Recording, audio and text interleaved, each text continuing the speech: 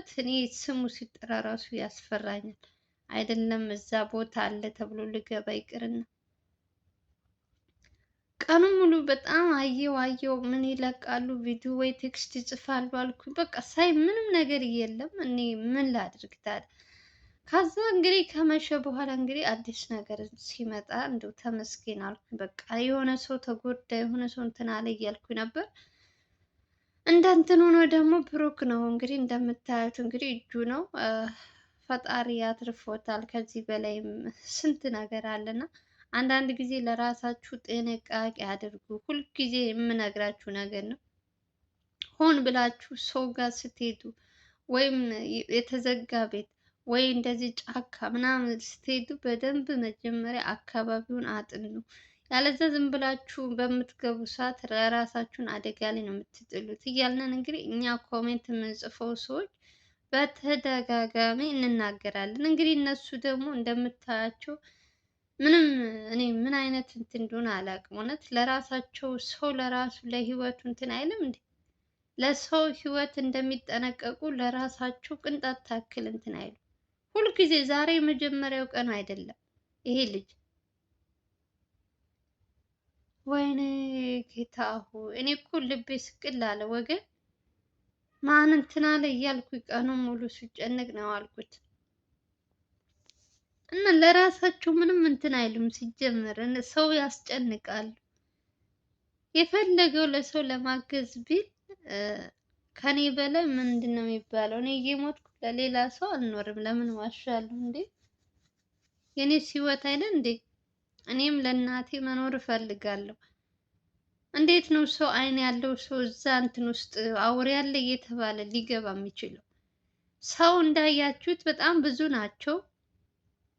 ግን ደግሞ ብዙ ቢሆኑ ልትከላከዩ አትችይም። በተለይ ይሄ እንትን የመንፈስ ምናምን እንትን ነገር የሆነ ነገር ከሆነ ቤት እንደሚሄድ ራሱ ይሰለብብሻል። እና እግዚአብሔር አንዳንዴ እንደውም ፈጣሪ ስለሚወድ እውነት መትረፉ ራሱ እግዚአብሔርን አመስግኑ እንጂ ከባድ ነው።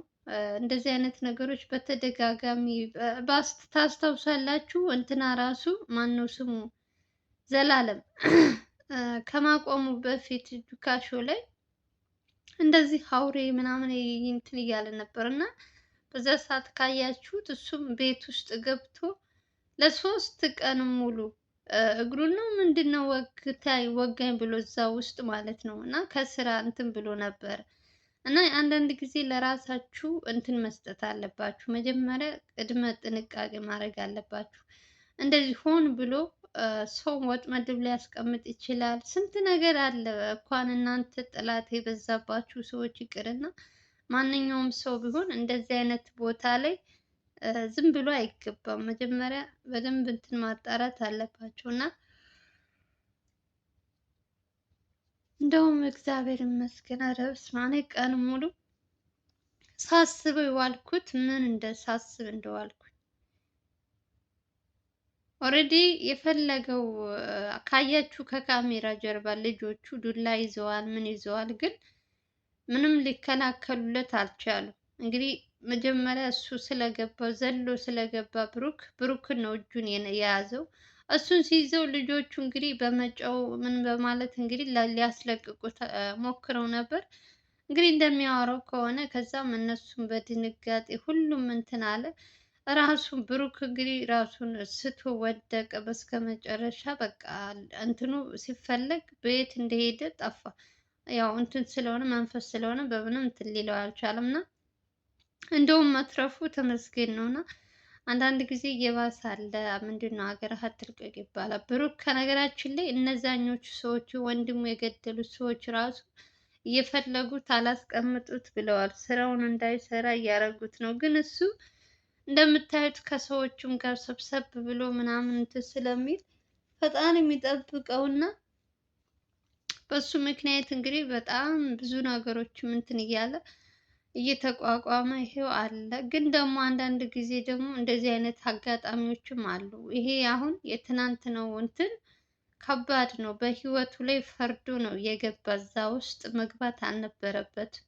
መጀመሪያ ማጣራት ወይም እስከሚወጣ ድረስ ውጭ ላይ ሆነው መጠበቅ ነበረባቸው። ውስጥ ላይ ሁሉም ካያችኋቸው የቪዲዮ መጨረሻ ላይ ተያይዘው ነው አንድ ጊዜ የገቡት እና በዛ ላይ ደግሞ በዚህ ልሩጥ በዚህ ልሩጥ ብትይ ቤቱ በጣም ጠባብ ነው። እንትኑ ምንም እንትን ሊያስብልሽ አይችልም። እና እንደዚህ አይነት ነገር ከመፈጠሩ በፊት መጀመሪያ እነሱ አስበውበት ውስጡን በደንብ እንትን ብለው እንትን ቢሉ ችግር የለውም። ግን እነሱ አውሬውን እንይዛለን ብሎ ማን ተጎዳ? ይሄው እሱ ልጁ ተጎዳ። እንደውም እዚህ በፊትም እንዳልኳችሁ በተደጋጋሚ እንደዚህ አይነት ነገሮች አሉ እየተባለ በጣም ብዙ ነገር ሲሰራ ነበር ዘላለም ራሱ በስከ መጨረሻ ሰው ጎድቶ ምናምን በጣም አሁን ይሄ ደግሞ የመንፈሳዊ እንትን የሚሉት ነገር የሰይጣን ነገር ነው። እግዚአብሔር ይገስጸውና ልትይዙት ልትጨብጡት የማትችሉት ነገር ነው። በየት እንኳን እንደሚሄድ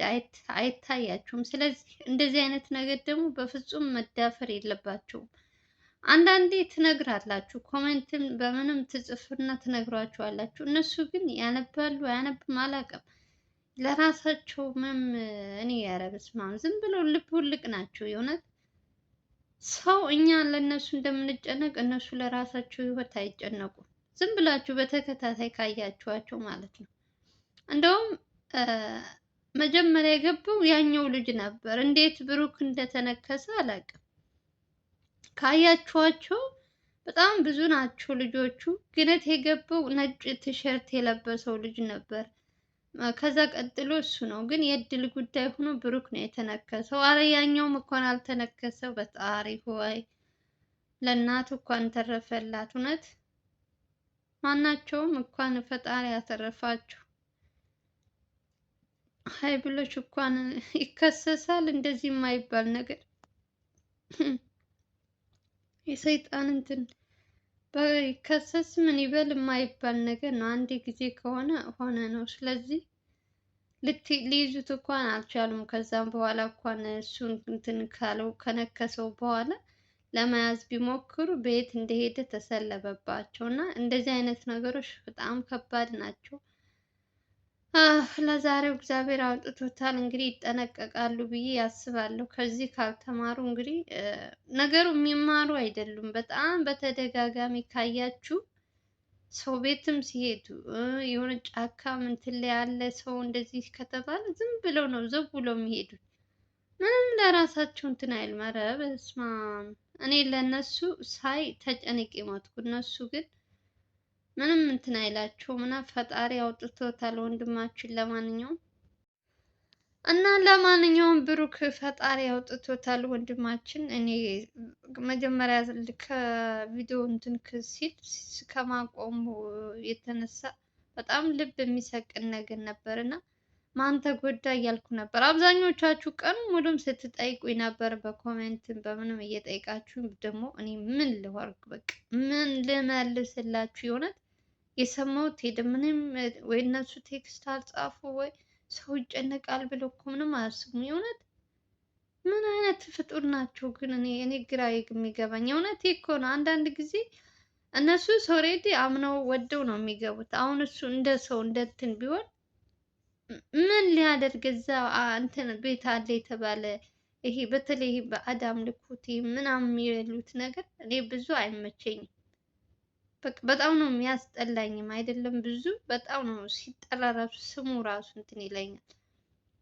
እና እሱ ደፍሮ እዛ ውስጥ ገብቶ ሰው ሲያስጨንቅ ወይ ኮሜንት ስር ከታች የሆነ ቴክስት ይጻፋል፣ ደህና ነው ሰላም ነው ማንም ሰው አልተጎዳም ብሎ እነሱ ጸጥ ብለው ቀኑን ሙሉ ውለው ሰው ሲጨነቅ እንዴ! ስንት ሰው ጠየቀኝ። እኔ እውነት እንዴት እኮ እንደምታሳዝኑኝ አንዳንዴ ኮሜንት የምትጽፉ ሰዎችማ በስመ አብ ምን አስጨነቃችሁ እናንተ ይሄን ያክል በዚህ ልክ እንዴ?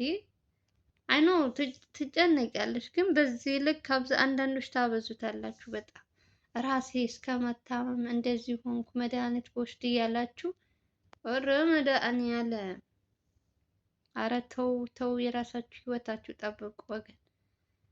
አብዛኞቻችሁ እንደዚህ የምትሉ የአረብ ሀገር ያላችሁ እህቶቼ ትመስሉኛላችሁ። ግን ምንም ቢሆን እነሱ እዛ በሀገራቸው ነው ቢታመሙ ምን ቢልም አስተማሚ ያላችሁ አላቸው። ግን እናንተ አይበልና የሆነ ነገር ብትሆኝ ማንም ጠያቂ የለሽም እህቴ። ለአንድ ሰዓት እንኳን እረፍት የሚሰጥሽ የለም እና እነሱ የሆነ ነገር ሆኑ ሲባል አንቺ የምትደነግጭ፣ እነሱ እንትን ሆነ ሲባል አንቺ ራስሽን የምትስች ከሆነ ይሄ ከባድ ነው እንዴ! ለራሳችሁም ዋጋ ለራሳችሁም እንትን መስጠት አለባችሁ። ኦሬዲ ብሩክ በጣም አጥፍቷል። አይታችሁ ከሆነ ብዙ ናቸው እንግዲህ ልጆቹ። ግን መጀመሪያ እዛ እንትን ውስጥ እንደዛ መግባት አልነበረበትም በፍጹም ማለት ነው። አንደኛ ነገር እኔ ምን ብዬ ልንገራችሁ የእውነት የፈለገው እንትን ቢሆን የፈለገው እዛ እንትን ውስጥ አለ እየተባለ እንዴት ሰው እንዴት ነው መንፈስ እንትን በዱላ የምትመቹ? በዱላ ለመማታት ሲገቡ እንግዲህ እሱ ከነከሰው ከወደቀ በኋላ እሱ ብሩክ ራሱን ስቶ ምንም ነገር አያውቅም። በዛ ሰዓት እንግዲህ ልጆቹም ተደናግጠው በየራሳቸው እንትን አሉ። እነሱም እንዳይነክሳቸው ያው ህይወት ናት፣ ነፍስ ናት፣ ትፈሪያለሽ። በዛ ሰዓት እንግዲህ ብሩክ ደግሞ በጣም ደም እየፈሰሰ ነበር አለ። በጣም እንዴት እንዳሳዘነኝ ደግሞ እሺ እስማ።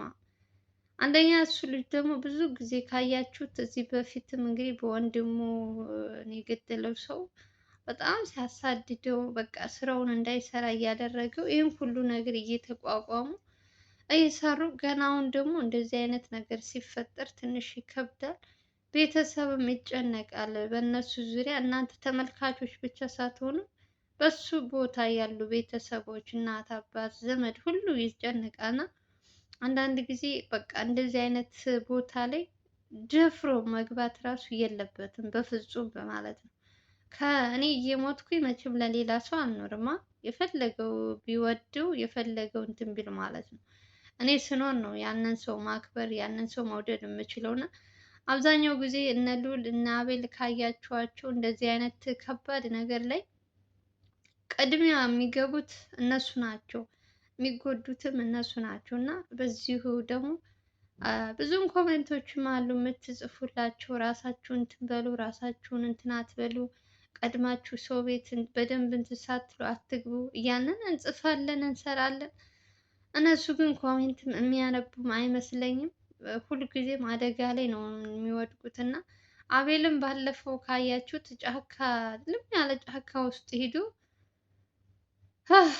ሰው ማን ይግደለው የት ይምጣ የማይታወቅ አቤል ሁልጊዜ የሆነ ትልቅ ጥፋት ትልቅ እንትን ላይ ነው የሚወድቀው። ለምን እንደሆነ አላውቅም። በተደጋጋሚ ካያችሁት ይሄን ደግሞ እሱ ደግሞ ጥንቃቄ አያደርግም። ዝም ብሎ በቃ የሆነ ነገር እንትን አለ ካለ ያንን ሰው ለማገዝ ያንን ሰው እንትን ለማለት ይሯሯጣል እንጂ እኔ ላይ ነገ ጧት ምን ይፈጠራል ምን ይመጣል ብሎ እንትን አይልም። እና ያው ሰው ነሽ የሆነ ሰው ወድቆ ካየሽ መቼም ሰው እርዳታ የሚያስፈልገው ከሆነ ያንን ሰው ለማገዝ ብለሽ አንቺ በመልካም በቅን ልብነት እንትን ስትዩ ያ ሰው ደግሞ አንቺን አዙሮ ሌላ ችግር ነው የሚከትሽ እና ከባድ ነው። ብቻ ብሩክ ፈጣሪ አውጥቶታል። እንደ እንትኑ እንዳያያዙ እንደውም እግዚአብሔር አውጥቶታል ማለት ነው። ተመስገን ማለት ነው። ከዚህም የባሰ ስላለ ያው እንደውም በዛ ብለው ልጆቹን ካያቸዋቸው በጣም ብዙ ነበሩ። እንግዲህ ዱላ ይዘዋል ምናምን ግን ከዛ በኋላ እንግዲህ ከተደናገጡ ክሱ ከወደቀ በኋላ ምን ብሎ እሱን ቢፈልጉት ያው እንትን ስለሆነ ይሰለማል በየት እንደሚሄድ ራሱ። ከዛ እንግዲህ አፋፍሰው እሱን ሆስፒታል ወስደው አጣጥበው ምናምን እንግዲህ በጣም ነው ያሳዘነኝ። እሺ በስመ አብ ብሩክ አሳዘነኝ። ውይ እንደዚህ እንትን ሲል ማለት ነው። እጁ እንደምታዩት በጣም ተጠንዟል። እንግዲህ ፈጣሪ ምሕረቱን ይላክልኝ ያላችሁ በኮሜንት ስር ከባድ ነው ወገኖች። ምን አይነት ጣጣ ነው? ምን አይነት ችግር እንደሆነ አላውቅም። በየጊዜው እንደዚህ አይነት ነገሮች በተደጋጋሚ ይመጣሉ፣ እናያለን። እኛም ተጠንቀቁ እንላለን። እነሱም ደግሞ እንግዲህ እንደምታያቸው ነው። ብቻ እግዚአብሔር ይመስገን የባሰ አለ። ከአሁን በኋላ ይጠነቀቃል ብዬ አስባለሁ። ለማንኛውም እንግዲህ እግዚአብሔር ይማርክ እያላችሁ ብሩክን እንግዲህ የዛሬው ቪዲዮ ይመስላል። ከተመቻችሁ ቪዲዮ ላይክ አድርጉ። እንደው ልለምናችሁ ላይክ አድርጉ። ገብታችሁ አትውጡ። አረ በስመ አብ። እኔ ግነት አዲስ ነገር አለ እንደዚህ አምጪ ምን አለ ምን ትሉኛላችሁ። ቪዲዮ ስለቅ ደግሞ ቪዲዮን ላይክ አታደርጉልኝም። ዝም ብላችሁ ቪዲዮ ምን አለ ምንድን ነው የምትሉት ትጠይቁኛላችሁ።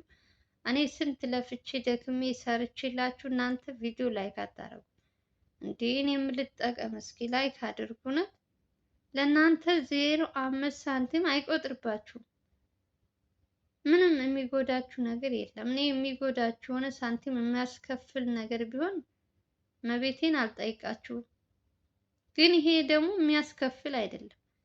እኔ ሰብስክራይብ ብታረጉ፣ ላይክ ብታረጉ፣ ሼር ብታረጉ ከኪሳችሁ 0.5 ሳንቲም አታወጡ። በቃ መልካምነት ብቻ ነው የሚጠይቀው እና ላይክ አድርጉ እስኪ አላችሁ መልካም መልካም ሰዎች። አመሰግናለሁ የእውነት።